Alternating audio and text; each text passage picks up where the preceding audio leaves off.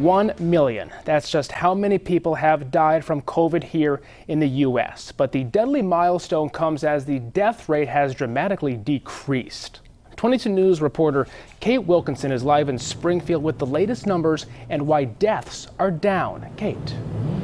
19,000 Massachusetts residents account for that 1 million death toll. It's a true tragedy, and yet with medical advancements, we've come a long way.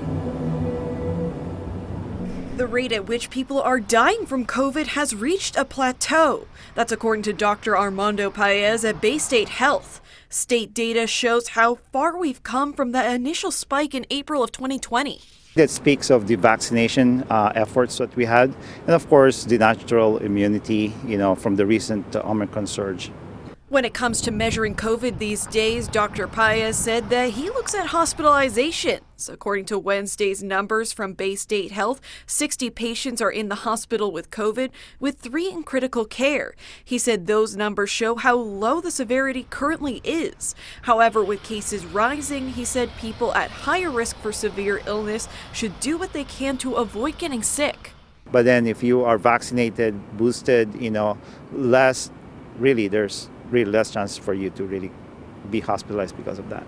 It took us 2 years to reach 1 million COVID deaths here in the U.S., but thanks to medical advances, Dr. Paez said, it'll be a lot longer before we ever reach 2 million. With the progress we've made about therapeutics, about how we do things in terms of doing surveillance of the variants and doing testing, we should really learn from this experience. And I think we learned a lot.